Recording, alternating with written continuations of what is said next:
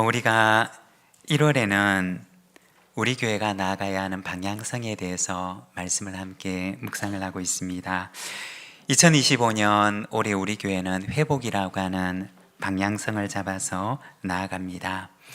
지난주에는 주제 말씀인 누가복음 9장 말씀을 묵상을 하면서 너희가 먹을 것을 주라고 하는 말씀을 보았습니다. 그리고 오늘과 다음 주는 소그룹의 회복, 그리고 회복이 있는 교회라는 제목으로 우리가 말씀을 함께 나누고자 합니다. 2025년 이 한 해 우리 개인의 삶에, 그리고 우리의 가정에, 일터에, 그리고 교회에, 우리가 살아가는 삶의 모든 현장 속에 하나님의 회복이 임하는 복된 한 해가 되시기를 바랍니다. 오늘은 우리가 사도행전 2장 말씀을 함께 읽었습니다. 오늘 말씀을 통해서 소그룹의 회복이라고 하는 제목으로 함께 말씀을 묵상하고자 합니다. 오늘 읽은 말씀에서는 교회라고 하는 공동체가 세상 속에 처음 그 모습을 나타내던 그 모습을 보여주고 있습니다. 43절 말씀을 보게 되면 사람마다 두려워하는데 사도들로 말미암아 기사와 표적이 많이 나타나니 라고 합니다. 여기 보면 두려워하다 라고 하는 말이 나오는데, 이 말은 공포심을 의미하는 것이 아니라 경외감을 말하는 것입니다. 하나님에 대한 공포를 말하는 것이 아니라 하나님에 대한 경외감이 그 안에 생겨나게 되었던 것을 말하는 것입니다. 그러니까 정말 하나님이 살아계시는구나, 진짜 하나님이 살아계시는구나 라고 하는 경외감이 그들 가운데 일어나게 되었던 것입니다. 이러한 하나님에 대한 경외감, 경외심이 바로 교회가 출발하게 되었던 첫 출발점이 되었다는 것입니다. 예전에 어느 한 세미나에서 소그룹에 대해서 강의를 들은 적이 있습니다. 소그룹 혹은 이 셀이 부흥을 하려면 제일 중요한 것이 있는데, 그것은 바로 모이는 그 모임 속에 살아계시는 하나님께서 우리와 이 시간 함께 계신다라고 하는 하나님의 임재의식, 하나님의 현존에 대한 그들의 믿음이 바로 그 소그룹 공동체, 그 셀 그룹의 승패를 좌우한다 라는 이야기를 들은 적이 있습니다. 아무리 모이면 재미있고 즐거워도 살아계신 하나님께서 지금 이곳에 우리와 함께 계신다라고 하는 그 임재에 대한 믿음이 없으면 그 공동체는 영적인 공동체가 될 수가 없다는 것입니다. 생명력을 가지고 있는 공동체가 될 수가 없다는 것입니다. 그냥 그저 모이면 재미있고 즐거운 공동체, 그 이상도 이하도 되지 못한다는 것입니다. 오늘 말씀에도 보면 처음에 이 세상 속에 교회라고 하는 공동체가 시작되었을 때 여기에 보면 그들 가운데는 하나님에 대한 두려움, 하나님에 대한 경외심, 하나님의 살아계심에 대한 경외하는 마음들이 그들 속에 일어났던 것을 보여줍니다. 바로 거기에서 영적인 공동체가 시작되는 것입니다. 그리고 사도들을 통해서는 기사와 표적들이 나타나는데, 기사와 표적이라고 하는 것은 오늘날 우리말로 얘기를 하면 기적을 말하는 것입니다. 그러면 이 기적들이 사도들을 통해서 나타났는데, 그러면 사도들이 훌륭해서 이 사도들을 통해 기적들이 나타났던 것일까요? 사도들이 어떤 다른 사람들과는 비교할 수 없는 개인적인 탁월함을 지녔기 때문에 그들 속에 이러한 기적들이 나타났던 것일까요? 사실 이 기사와 표적들은 그것이 목적하는 바가 있었는데, 그리고 그것이 기능하는 기능이 있었는데, 그것은 바로 교회 공동체가 처음 시작할 때 그 공동체를 이끌어 갈 수 있는 구심력이 될 수 있도록, 리더십을 발휘할 수 있도록 하나님께서 이 사도들을 통해서 특별한 역사들을 나타내셨다는 것입니다. 하나님께서 기적과 이사를 통해서 이 사도들의 권위를, 그들을 통해서 교회가 세워질 수 있도록 그들에게 특별한 권위를 부여해 주셨던 사건이었던 것입니다. 공동체 안에는 사실은 이처럼 리더가 참 중요합니다.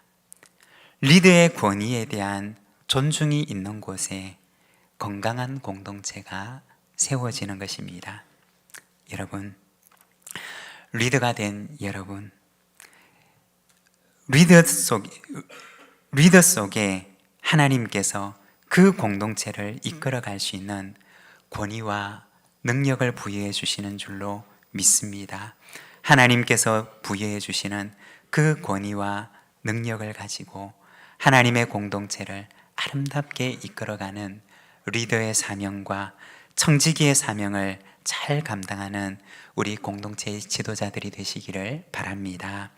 그리고 44절과 45절에 보면 믿는 사람들이 다 함께 있어 모든 물건을 서로 통용하고 또 재산과 소유를 팔아 각 사람의 필요를 따라 나눠주며 라고 합니다.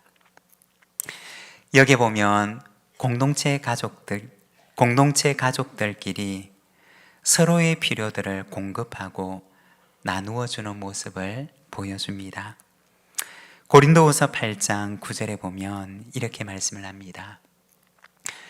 우리 주 예수 그리스도의 은혜를 너희가 알거니와 부요하신 이로써 너희를 위하여 가난하게 되심은 그의 가난함으로 말미암아 너희를 부요하게 하려 하심이라. 이 고린도 후서 말씀을 보게 되면 예수님에 대해서, 그리스도에 대해서 말씀을 하십니다. 그리스도는 어떤 분이셨느냐?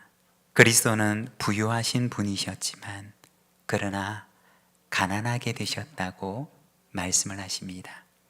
그러면 그 가난하게 되신 목적이 무엇이었느냐? 너희를 부유하게 하기 위함이다 라고 말씀을 하십니다. 우리를 부유하게 하시려고 가난해지신 그리스도를 말하는 것입니다.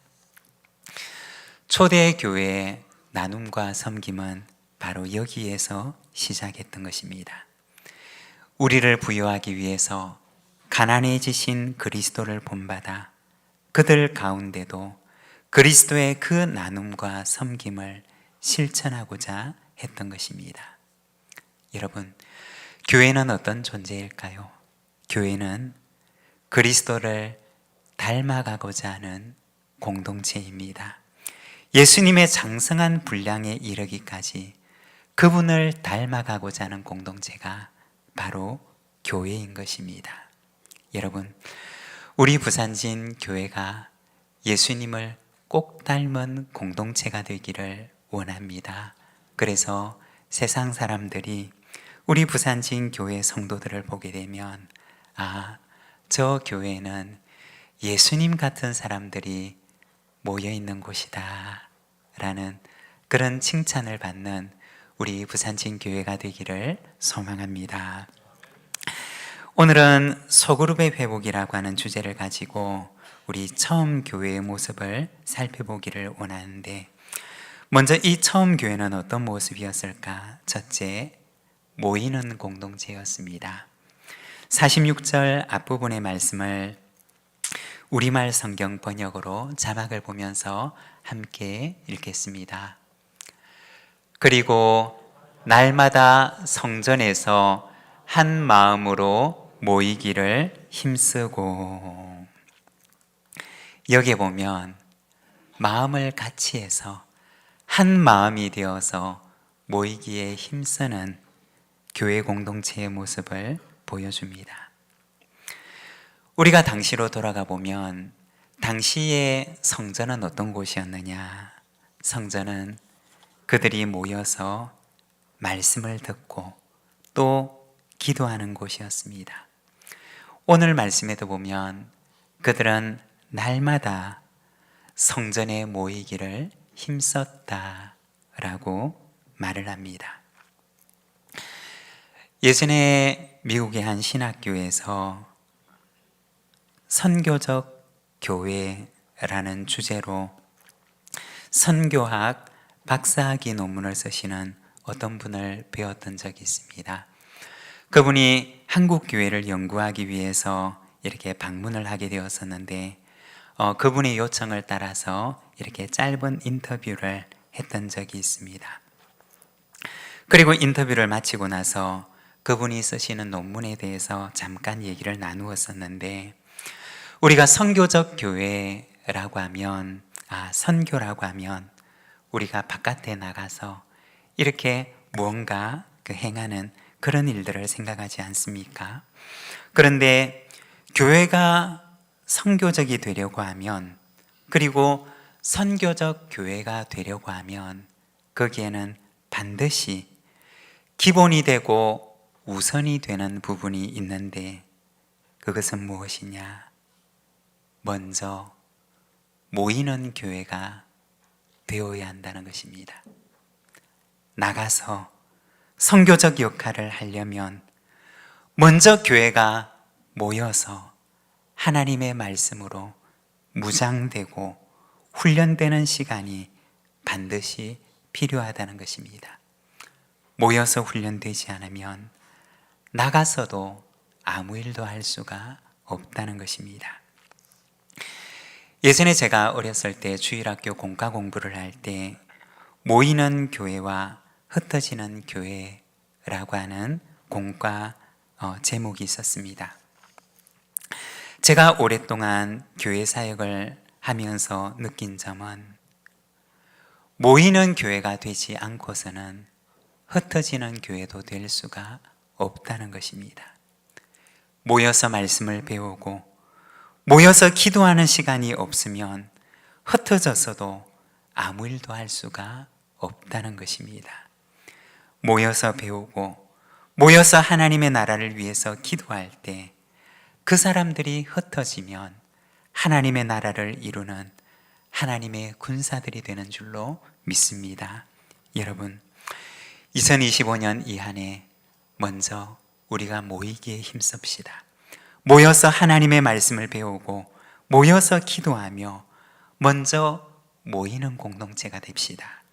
그러면 흩어져서 하나님의 나라를 이루어갈 수 있는 능력도 하나님께서 우리에게 주시는 줄로 믿습니다. 그리고 두 번째는 떡을 떼는 공동체입니다. 46절 뒷부분의 말씀을 우리가 자막을 보면서 같이 봉독하겠습니다. 집집마다 빵을 떼면서 기쁨과 순수한 마음으로 음식을 나누어 먹었습니다. 아멘. 성전에 모여서는 말씀을 배우고 기도하는 시간을 가지고 또 집으로 돌아가서는 빵을 떼며 교제하는 시간을 가집니다. 올해 우리 교회 표어는 회복이 있는 교회, 소그룹의 회복입니다. 소그룹의 회복이라고 하는 말은 교제하는 공동체의 회복을 말하는 것입니다.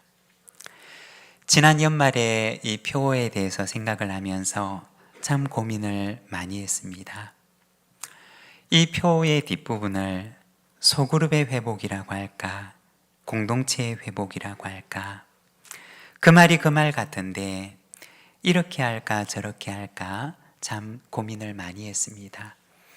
그리고 공동체라고 하는 말을 사용하고 싶었지만, 그러나 조금 더 직설적으로 표현하는 것이 좋겠다고 하는 생각이 들어서 소그룹이라고 하는 단어를 택하게 되었습니다. 저는 작년 연말부터 저의 마음속에 이 올해 우리 교회의 표를 제 마음속에 담아두고 고민하고 있습니다. 우리 교회가 올해 소그룹의 회복이라고 하는 표를 가지고 있는데, 그러면 소그룹적이라고 하는 말은 어떤 의미일까? 그리고 소그룹적으로 살아간다고 하는 것은 어떤 의미일까? 그냥 표만 소그룹의 회복이라고 말만 한다면 그것이 무슨 의미가 있을까? 내가 소그룹적으로 살아가고 내가 소그룹의 삶을 살아간다고 하는 것은 그것이 어떤 의미를 가지는 것일까? 라는 것을 저의 마음속에 담고 또 고민하고 기도하고 있습니다. 소그룹이라고 하는 것은 교제가 일어나는 작은 공간을 말하는 것입니다. 그리고 이것이 작기 때문에 서로 안에 교제가 일어나게 되는 것입니다. 상대방의 이야기를 내가 들어줄 수가 있고 또 나의 이야기를 상대방이 들어줄 수도 있습니다. 상대방의 삶과 나의 삶이 서로에게 받아들여질 수 있는 공간이 바로 소그룹인 것입니다. 그러면 소그룹적이라고 하는 것은 무엇이냐? 나를 상대방에게 내어주는 것입니다. 그리고 상대방을 나에게 받아들이는 것입니다. 여러분, 우리에게는 이러한 소그룹적인 삶이 이루어지고 있습니까? 나를 내어주고 상대를 내 안에 받아들이는 소그룹적 삶이 오늘 우리에게는 일어나고 있습니까? 우리는 모두가 다 서로가 서로에게 필요한 존재입니다.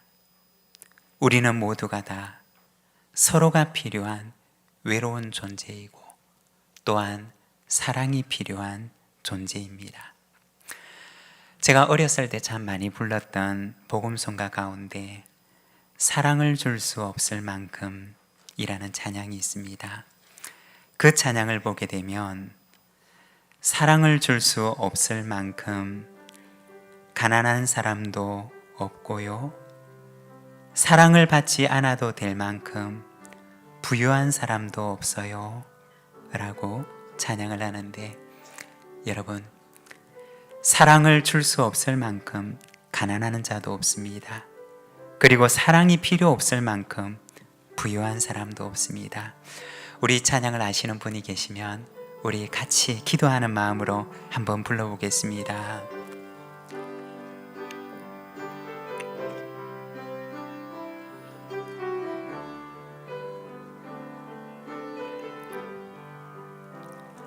사랑을 줄 수 없을 만큼 가난한 자도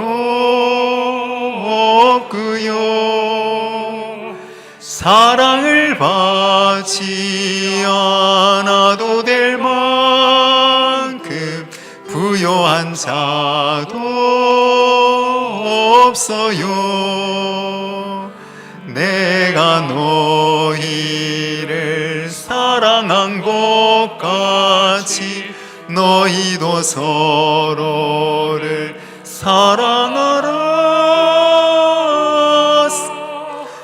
사랑을 줄 수 없을 만큼 가난한 자도 없고요, 사랑을 받지 않아도 될 만큼 부요한 자도 없어요. 여러분, 그렇습니다. 우리는 모두가 다 외로운 사람입니다. 그리고 사랑이 필요한 사람입니다. 나를 내어주고 또 상대를 내 안에 받아들이는 소그룹적인 삶이 우리 안에 회복되는 이 한 해가 되시기를 바랍니다. 나를 내어주고 상대를 내 안에 받아들이는 것, 이것이 바로 그리스도의 십자가의 삶이었던 것입니다. 그리고 세 번째는 찬미하는 공동체입니다. 47절 말씀을 우리 자막을 보면서 같이 읽겠습니다. 그리고 하나님을 찬양하고 사람들로부터 칭찬을 받아 주께서 날마다 구원받는 사람들을 더하게 하셨습니다. 아멘. 여기에 보면 이 초대교회 공동체의 모습을 보여주는데, 주님께서 구원받는 사람을 날마다 그 가운데 더하게 하셨다라고 하십니다. 그런데 바로 그 앞에 보면 이 공동체의 모습을 보여주는데, 사람들로부터는 칭찬을 받고 또 하나님께는 찬양하는 공동체의 모습을 보여줍니다. 여러분, 찬양 혹은 찬미라고 하는 말의 뜻이 무엇일까요? 이 찬양이라고 하는 말은 본래 의미가 높이다 혹은 칭찬하다 라는 뜻을 지닌 말입니다. 그러면 찬양이라고 하는 것은 무엇을 높이고 무엇을 칭찬하는 것일까요? 바로 하나님의 성품을 우리가 높이고 칭찬하며 하나님께서 행하신 그 일들을 우리가 높이고 칭찬하는 것입니다. 오래 참으시는 하나님의 그 오래 참으시는 성품을 우리가 높여드리고, 죄인을 용서하시는 하나님의 그 성품을, 그리고 우리를 결코 포기하지 않는 하나님의 그 사랑의 성품을 우리가 높이고 칭찬하는 것입니다.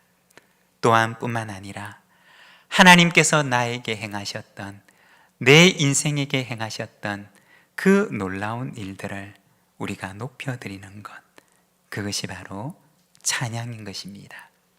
그런데 하나님을 높여드리는 이 일을 혼자서 고백할 때도 있지만, 그러나 또 누군가에게 이와 같은 찬양의 일을 하는 경우들이 있습니다. 하나님께서는 어떤 성품을 가지고 계시는 분이신지 아십니까? 하나님께서 내 인생에 어떤 일을 행하셨는지를 아십니까? 하나님께서 얼마나 고맙고 감사한 분인지 여러분 아십니까? 라고 하며 누군가에게 이 하나님께서 행하신 일과 그 하나님의 성품에 대해서 높여드리며 칭찬하며 말을 한다면, 하나님을 찬양하는 그 일이 누군가에게는 하나님을 증거하는 일이 되는 것입니다. 바로 찬양이 가지고 있는 선교적인 의미를 말하는 것입니다. 오늘 말씀에 보면 하나님을 찬송하는 이 공동체는 온 백성을 구원하는 공동체로 쓰임을 받는 것을 보여줍니다. 여러분, 2025년 이 한 해 내 입술로, 그리고 나에게 주신 재능으로 어디서든지 하나님을 찬미하는 삶을 살아가시기를 바랍니다. 하나님을 찬미하는 그 사람을 통해서 하나님께서 누군가를 구원하시는 역사를 이루실 줄로 믿습니다. 교회가 세상 속에 처음 등장했을 때 이 교회는 모이는 공동체가 되었고, 또한 떡을 떼는 공동체가 되었으며 찬미하는 공동체가 되었습니다. 히브리서 10장 25절에 보면, 모이기를 피하는 어떤 사람들의 습관과 같이 하지 말고 오직 권하여 그날이 가까움을 볼수록 더욱 그리하자라고 말씀을 하십니다. 여러분, 2025년 새해 모입시다. 하나님의 말씀을 배우고 함께 교제하며 하나님을 찬양합시다. 하나님께서 우리를 아름다운 공동체로 삼으시고 또 우리 안에 아름다운 공동체적 삶을 회복케 하셔서 하나님을 증언하는 선교의 백성으로 우리를 삼으실 줄로 믿습니다. 이 한 해도 온전한 회복이 우리의 삶 속에, 우리가 살아가는 삶의 현장에 온전히 임하는 복된 한 해가 되시기를 바랍니다. 오늘 우리에게 주신 말씀을 생각하며 우리 함께 기도로서 하나님 앞에 나가겠습니다.